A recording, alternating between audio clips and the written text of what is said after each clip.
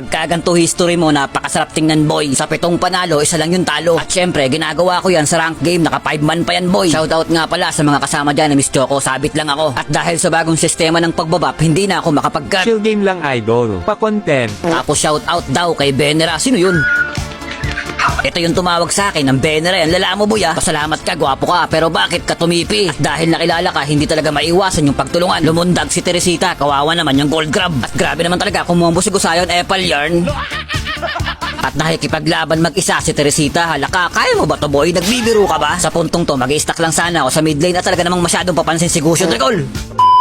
At wala nang ibang ginawa si Teresita kundi basagin yung mga tower namin. Kamuntik nang tumama yung mga skill niya dito. Wala na pa Vengeance na nga siya dyan boy oh. Tapos hindi na nakapagpigil, umulti na syempre. Sinasayang mo lang yung oras ko. Nakuha mo pa kang tumakbo dito pero hindi ka na makakawala sa akin. Lumundag na naman, wala ka talagang kadala-dala no. At kung mapapansin nyo, hindi talaga tumatama yung second skill niya. Walang kadala-dala, wapak! At napa-GG na nga yung mga kakampi niya. Tapos ito si Mia Khalifa, napakadaya boy. Bigla ba namang nawala, nakatakas. At nagkakaroon nga ng matinding bembangan dito boy. Napakagandang bayuhan talaga yung mga nangyayari dito. Wapak! Teka, buwelo, at iisa pa tayo. At syempre, hindi pa ako kontento, iisa pa tayo ulit, boy.